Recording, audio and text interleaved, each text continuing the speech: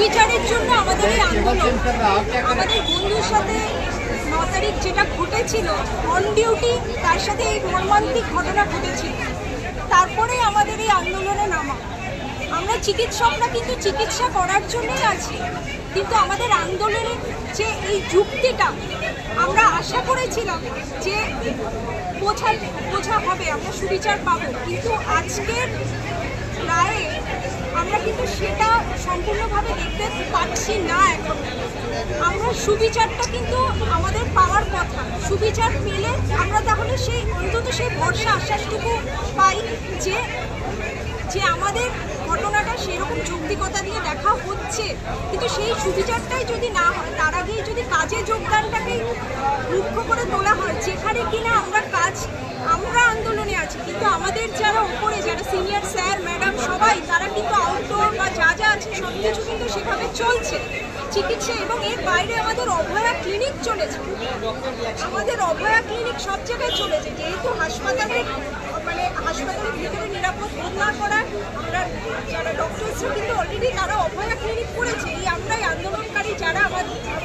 বন্ধু বান্ধবরা যারাই আছে আমাদের সবাই, কিন্তু অভয়া ক্লিনিকটা করা হয়েছে, মানুষ তারা কিন্তু বুঝতে পেরেছে যে আমরা তাদের চিকিৎসা দিতে চাই, কিন্তু তার আগে আন্দোলনের লক্ষ্যটা, যে কারণে আমাদের আন্দোলনে নামা, সেই লক্ষ্যটা পূর্ণ হওয়ার আগেই, যেখানে সুবিচারটা না পাওয়ার আগেই, যেখানে আমাদের কাজে যোগদান করাটাই লক্ষ্য হিসেবে দেখা হচ্ছে। তাহলে আমাদের যেটা মনে হয় যে সুবিচার পাওয়াটা আগে বেশি প্রয়োজন। যোগদানের বিষয়টা এখন কী হবে? আগে কি জিবি মিটিং বা এরকম? হ্যাঁ, এটা জিবি মিটিং, যারা আমাদের একদম ফ্রন্ট সাইডে যারা আছেন আমাদের, তারা মিটিং আমাদের ডাকবেন, সবাইকে ডেকে ডিসকাশন হয়, তারপরে এটা বলা যাবে। মুখ্যমন্ত্রী একটু আগে প্রেস কনফারেন্স করে বলেছে যদি আপনারা তাদের সাথে তার সাথে বসে কোনো বৈঠক করতে চান তিনি রাজি। এই বিষয়টিকে কী যেভাবে দেখছেন? আর তিনি আবার বলেছেন যে আপনাদেরকে পুনরায় যাতে কাজে যোগ দেয়। দেখুন, আমাদের কাজে যোগ না দেওয়ার কারণটা প্রত্যেকটা মানুষ, একদম সমাজের নিচু স্তর থেকে একদম সমাজের উচ্চ স্তর অবধি মানুষ কিন্তু বুঝতে পেরেছে। আমরা কিন্তু ঘরে বসে ছুটি কাটাচ্ছি না, আমরা আমাদের বন্ধুর সুবিচার চাই। তার সাথে কিন্তু কাজের সময়ে সে অলরেডি কাজে ছিল, চিকিৎসা করছিল, মর্মান্তিক রোগীদের সেবা করছিল, ওই সময় তার নিজের প্রাণটা তাকে খোয়াতে হয়েছে। তাহলে সেইটা কতখানি বড় ব্যাপার, সেই পুরো সিনারিওটাকে বোঝার আমরা অবশ্যই সবসময় আবেদন রাখছি আমাদের প্রশাসকের কাছে, তারা যাতে বোঝে যে কেন আজকে আমরা রাস্তায়, এটা যেন তারা একটু বোঝেন, আমাদের জায়গায় এসে তারা একটু বোঝেন যে কেন আমরা রাস্তায়। এবং তারপরেও পেশেন্টদের ট্রিটমেন্ট কিন্তু আমাদের এখানে অলওয়েজ হয়েছে। আমরা রাস্তায় থাকলেও, আন্দোলনে থাকলেও আমাদের সিনিয়র যারাই আছেন স্যার ম্যাডাম, ওনারা কিন্তু অলরেডি ট্রিটমেন্ট চলছে, ওপিডি চলছে, ইমার্জেন্সি সব কিছুই চলছে। মুখ্যমন্ত্রী তো আপনাদের সাথে বসতে রাজি হয়েছেন, আপনারা কি বসবেন? সেটা আমাদের যারা আছেন পুরো, হ্যাঁ, সেই ডিসিশনসগুলো যারা নেন তাদের সাথে মিটিং করে তারা সিদ্ধান্ত নিয়েছে জিবি মিটিং। সেটা আজকে দেখুন, কার্ডিওলজি যেগুলো একটু বলা হলো, কারণ এই সবকটা সরকারি হসপিটালে আমরা জানি যে কার্ডিওলজি, রেডিওলজি এগুলো খুব গুরুত্বপূর্ণ একটা বিভাগ, কিন্তু এখানেও কিন্তু সিনিয়র ডাক্তাররা কিন্তু পরিষেবা দিচ্ছে, কোনো কিছু কিন্তু বন্ধ নেই, সবকটা ডিপার্টমেন্টই খোলা আছে, তারা অ্যাঞ্জিওগ্রাফিও আর কি হচ্ছে। তাই জন্য এরকম কিন্তু নয় যে কোনো সব ডিপার্টমেন্ট বন্ধ আছে বা এগুলোতে পেশেন্ট পরিষেবা পাচ্ছে না। তাই জন্য হ্যাঁ, হতে পারে হয়তো যে প্রাইভেট হসপিটালসের উপর একটু চাপ পড়ছে, কিন্তু এরকম নয় যে সরকারি জায়গায় সব বন্ধ আছে, সরকারি জায়গায় সবই খোলা আছে।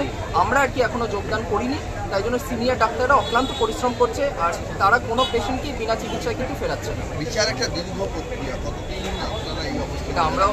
এটা আমরাও জানি না, এটা আমরাও 1 মাস ধরে আমরা অপেক্ষা করে আসছি, আরও আগামী দিনও আমরা অপেক্ষা করে থাকবো, কিন্তু বিচারটা যেন আমরা পেয়ে থাকি, আর বিচারটা যেন আমরা নিয়েই যাই এখান থেকে, সেটাই হচ্ছে আমাদের কাম্য।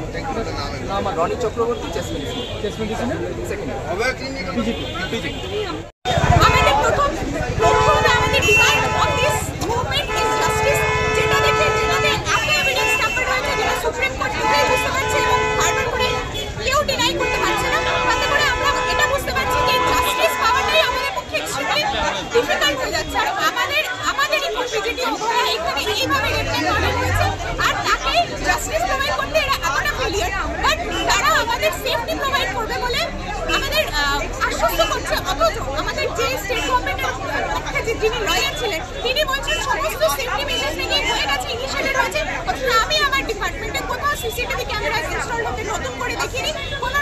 গ্রুপস নতুন করে ক্রিয়েট হতে দেখি।